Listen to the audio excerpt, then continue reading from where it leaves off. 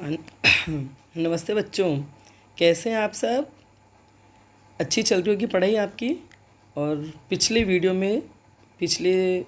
प्रकरण में जो हमने 6 दोहे पढ़े थे वो आपने अच्छे से समझ लिए होंगे, सुन लिए होंगे और अब तक अच्छे से हृदयंगम भी हो गए होंगे। अब शेष जो 6 दोहे हैं वो आज हम पढ़ते हैं।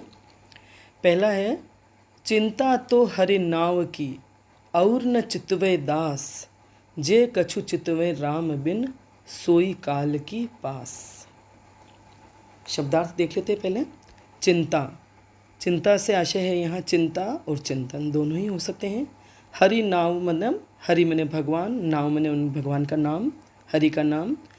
और न चित्तवे दास, चित्तवे मने वही चिंतन करना, सोचना, ध्यान करना। राम बिन, राम के अलावा। काल की पास, काल मने मृत्यु, पास मने पाश होता ना, पाश बंधन जाल। तो चिंता तो हरि नाव की और न चितवे दास, ये दोहा हुई हमारी सरयू पाठ्य पुस्तक से लिया गया है और कबीर के दोहे हैं, उनमें से है ये एक। तो कबीरदास कह रहे हैं कि हमें हरे नाम का हमेशा चिंतन करना चाहिए, मतलब भगवान का नाम लेना चाहिए और भगवान के नाम का ही चिंतन करना चाहिए। एक तरह से वो ये भी कह रहे कि मुझे यही चिंता रहती कि मैं भगवान का नाम लेता रहूं, कभी भगवान को भूलूं ना। चिंता तो हरि नाम की और न चितवे दास, और हमें किसी का भी चिंतन नहीं करना चाहिए और किसी के भी बारे में नहीं सोचना चाहिए। मतलब भगवान के सिवा हमें और किसी के बारे में नहीं सोचना चाहिए, उनका किसी और का ध्यान नहीं करना चाहिए। जो कछु चितवे राम बिन, और वो ये भी करे कि जो भी राम के बिना, मतलब राम के अलावा किसी और का चिंतन करता है, मतलब वही संसार का, सांसारिक मोह माया का, सांसारिक जीवन का, सोई काल के पास, तो वह काल के पास में जकड़ जाता है। काल मने मृत्यु उसे अपने बंधन में बांध लेती है। मतलब जो संसार में फंसेगा, भगवान को भूलेगा और संसार के जाल में, संसार की मोह माया में रहेगा, वो जन्म मरण के चक्र से निकल नहीं पाएगा, वो काल के पाश से, काल के बंधन से मुक्त नहीं हो पाएगा। तो हमें अगर संसार से, जन्म मरण के चक्र से मुक्त होना है तो हमें हमेशा भगवान के नाम का स्मरण करते रहना चाहिए। हमें इसमें कोई प्रमाद या कोई आलस्य नहीं करना चाहिए। आई बात समझ में। तो यहाँ भगवान के नाम स्मरण को महत्व दिया गया है कि संसार से, जन्म मरण से मुक्ति पानी है तो हमें ईश्वर का नाम हमेशा लेते रहना चाहिए। ईश्वर का नाम ही हमें जीवन, संसार से मुक्ति दिला सकता है। ठीक है, अनुप्रास अलंकार है, बहुत सरल ही भाषा शैली है। चले आगे, समझ में आ गया आपको। अगला है, बहुत ही सुंदर दोहा है, देखिए। नैना अंतरि आव तू, नैन झाँपि तो ही लेऊँ, नाहो देखो और को, ना तुझ देखन देऊँ। ये रहस्यवादी दोहा है, रहस्यवाद व्यंजित हो रहा है इस दोहे में कबीर का। रहस्यवाद क्या होता है? जब कोई कवि या रचनाकार या जो भी व्यक्ति अलौकिक सत्ता के प्रति, परमात्मा के प्रति अपना प्रेम व्यक्त करता है, वही रहस्यवाद है। चाहे हम प्रकृति में परमात्मा को देखें, किसी में भी परमात्मा को देखें, या परमात्मा अलौकिक सत्ता को हम समझें और उनके प्रति अपना प्रेम भाव व्यक्त करें, वही रहस्यवाद है। यहाँ वही जीवात्मा परमात्मा के प्रति अपना प्रेम भाव जाहिर कर रही है। जीवात्मा और परमात्मा का प्रेम और एकता यहाँ व्यंजित हो रही है। कबीरदास कह रहे हैं, नैना अंतरि आव तू, जीवात्मा कह रही है या कबीर कह रहे हैं कि हे प्रिय परमात्मा, मेरे नैनों में आ जाओ तुम। नैना अंतरि, नैना मने नेत्रों में, अंतरि मने भीतर, आव मने आ जाओ, झांपे मने मैं बंद कर लूँ, तो ही मने तुझे, लेऊँ मने लेकर के, ना हो मने मैं किसी और को देखूँ, कूँ मने और कूँ किसी और को। तो कबीरदास कह रहे हैं या जीवात्मा कह रही है, हे प्रिय परमात्मा, हे परमात्मा, मेरे नेत्रों के अंदर तुम आ जाओ। हे परमात्मा, मेरे नेत्रों में बस जाओ। नैन झाँपि तो ही लेऊँ, और तुम अंदर आ जाओ और फिर मैं अपने नेत्रों को बंद कर लूँ। मतलब हे परमात्मा, मेरे नेत्रों में आप समा जाओ और फिर मैं इन आँखों को बंद कर लूँ, मेरे नेत्रों को बंद कर लूँ। ना हो देखो और को, ना तुझे देखन देखूँ देऊँ, ना तो मैं किसी और को देखूं, मतलब तुम्हारे अलावा मैं किसी और को न देखूं, और न मैं तुम्हें किसी और को देखने दूं। मतलब वो परमात्मा को अपने नेत्रों में, अपने हृदय में बसा लेना चाहता है। जीवात्मा जो है बसा लेना चाहती है। फिर वो ये चाहती है कि परमात्मा को मैं ही देखूं और परमात्मा भी मेरे अलावा और किसी को न देखे। तो यहाँ जो जीवात्मा और परमात्मा का प्रेम व्यंजित हुआ है, वह एक तरह से लौकिक प्रेम की तरह ही व्यंजित हुआ है। और जीवात्मा परमात्मा पर एकाधिकार रखना चाहती है कि बस मैं उन्हें देखूं और वो मुझे देखे और किसी को न देखे। तो यहाँ जीवात्मा और परमात्मा की अभिन्नता, उनकी एकता व्यक्त हुई है। ठीक है, दोहा छंद है, अनुप्रास अलंकार है। आई बात समझ में? आगे चलें। बहुत दिनन की जोवती बाट तुम्हारी राम, जिव तरसे तुझ मिलन को मन नाही विश्राम। यहाँ पर भी वही बात है जो पिछले दोहे में हमने पढ़ी, वही आगे चल रही है। एक तरह से वही भाव आगे आ रहा है।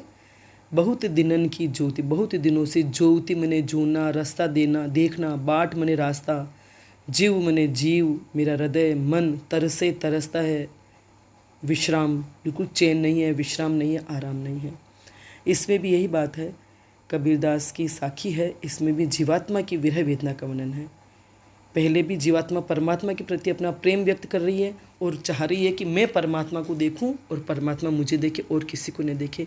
इसमें भी वही बात है, कबीरदास या जीवात्मा है अपने आप को परमात्मा की विरहिणी के रूप में बता रही है और कह रही है कि बहुत दिनों से हे राम, हे ईश्वर, मैं तुम्हारी बाट देख रही हूँ, हे परमात्मा, हे प्रिय परमात्मा, मैं तुम्हारा रास्ता देख रही हूँ, बहुत दिन हो गए मैं तुम्हारे आने की प्रतीक्षा कर रही हूँ, तुम्हारा रास्ता देख रही हूँ।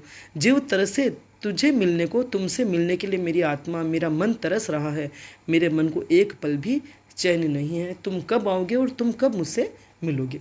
तो इस तरह से जीवात्मा की विरह वेदना अपने प्रिय परमात्मा के प्रति व्यक्त हो रही है।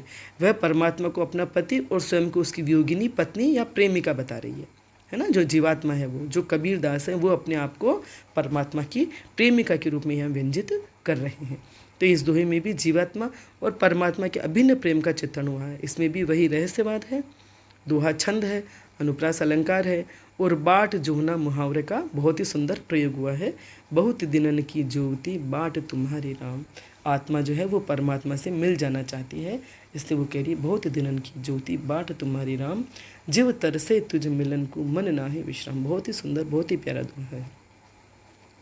आगे समझ में चले आगे। मूरिश संघ न कीजिए, लोहा जल न तिराई, कदली सीप भुवंग मुख, एक बूंद तिहूं भाई। अभी जो ये दो दोहे थे उसमें आत्मा परमात्मा का प्रेम बताया गया है और अब जो दोहा है इसमें संगति का महत्व बताया है कि मूरिश संग न कीजिए, कि हमें अच्छी संगति करनी चाहिए, मूर्खों की संगति नहीं करनी चाहिए, गलत लोगों की संगति नहीं करनी चाहिए। मूरिश मने मूर्ख, संग मने साथ, लोहा जल न तिराई मने तिराई मने तैर सकता है, कदली मने केला, सीप जो सीपियाँ होती हैं आप जानते होंगे समंदर में, नदियों में, तालाबों में मिलती है, भुवंग मने भुजंग सर्प, एक बूंद तिहूं भाई। एक बूंद यहाँ स्वाति नक्षत्र की बूंद है। स्वाति नक्षत्र में जब बरसात होती है उन बूंदों की बात है यहाँ। तो यहाँ कबीरदास कह रहे हैं मूर्ख संग न कीजिए, कि हमें मूर्खों का संग नहीं करना चाहिए। कितना भी करो हम संगत के प्रभाव से बच नहीं सकते। मतलब हम जैसे व्यक्तियों की संगत में रहेंगे उसका प्रभाव हम पर पड़ेगा ही पड़ेगा। अच्छे व्यक्तियों की संगत करेंगे तो हमारे अंदर भी अच्छाई आएगी, बुरे व्यक्तियों की संगत करेंगे तो उस बुराई के चपेट में आने से हम नहीं बचेंगे। तो ऐसी मूर्ख व्यक्ति की संगत करेंगे तो वो भी हमें नुकसान ही पहुँचाएगी।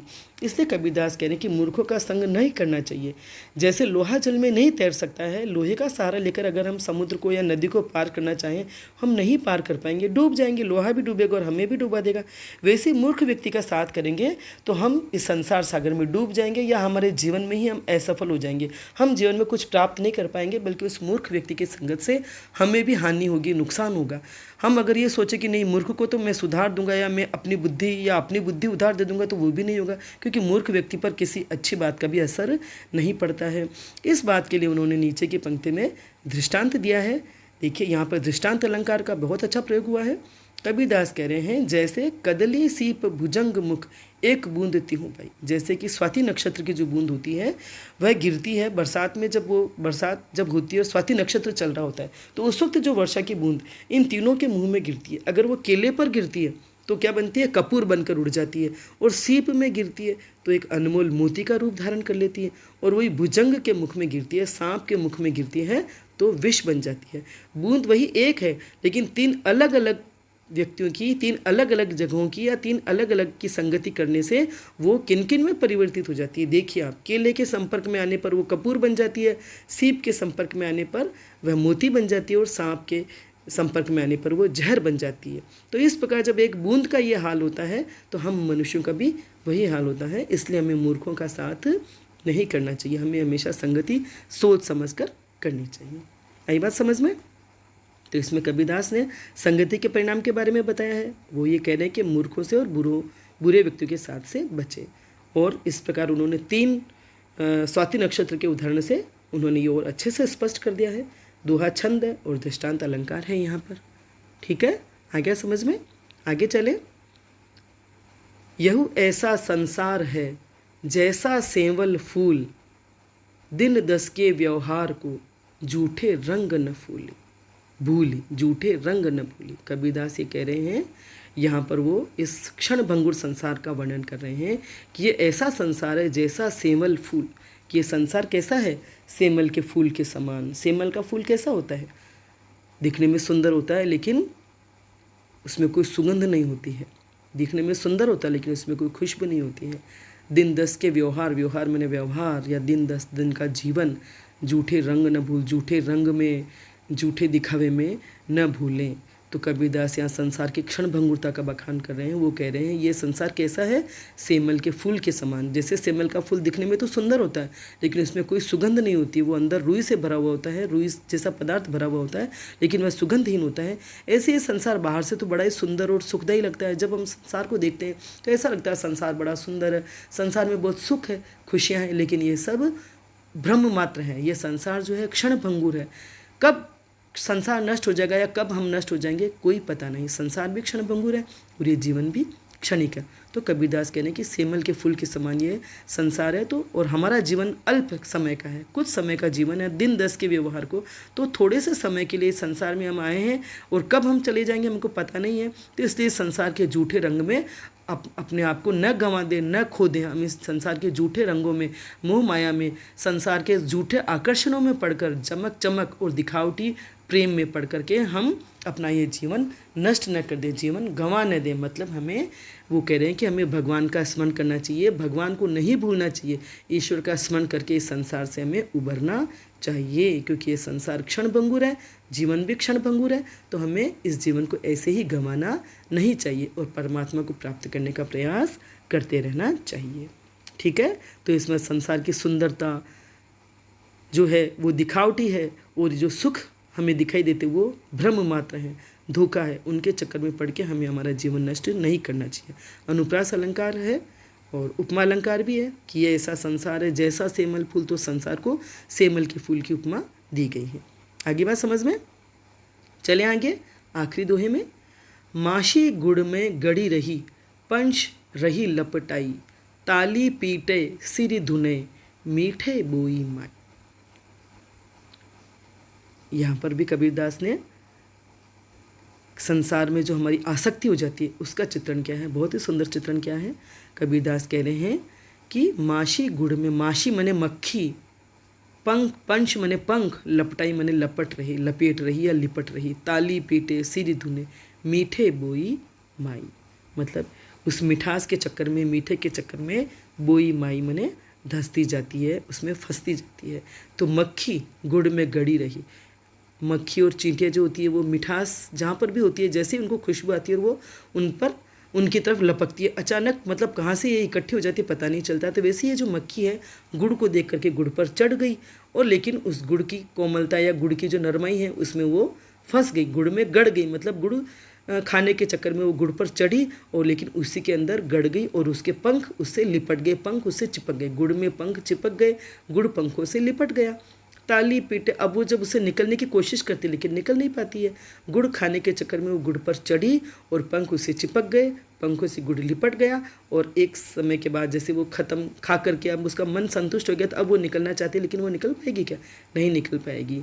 अब वो ताली पीटती है, सिर धुनती है। मतलब आपने कभी देखा होगा मक्खी को नज़दीक से, नहीं देखा हो तो अब देखिएगा, आगे के जो 2 पर होते हैं या जो पंख होते हैं वो दोनों वो हर वक्त मलती रहती है, एक दूसरे से वो रगड़ती रहती है। तो ऐसा लगता है जैसे वो अपने हाथ मल रही है या ताली पीट रही है और सिर धुन रही है, लेकिन वो उससे निकल नहीं पाती। उस मीठे के लालच में आकर उसने अपने आप को वहाँ ख़त्म ही कर डाला है एक तरह से। क्या हाथ मलती है, माथा पीटती है, लेकिन वो गुड़ से निकल नहीं पाती है, गुड़ की जकड़ से अपने आप को मुक्त नहीं कर पाती है।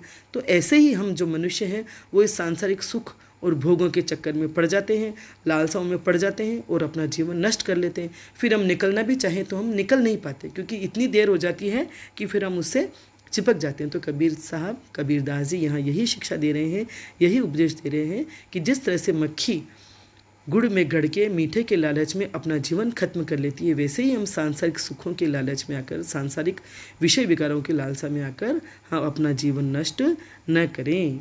आई बात समझ में?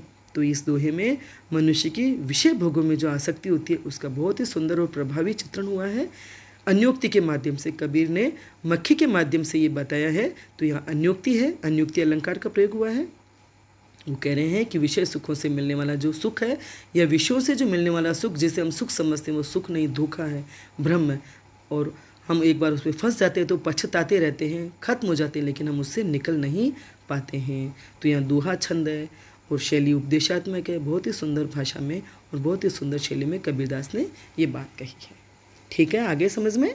तो आज हम ये इतना ही पढ़ेंगे, 6 दोहे। आप इनको भी पढ़िए, समझिए, हृदयंगम कीजिए। उसके बाद है जो हम अगले वीडियो में या अगले एपिसोड में दोनों पदों का अध्ययन करेंगे। ठीक है, धन्यवाद।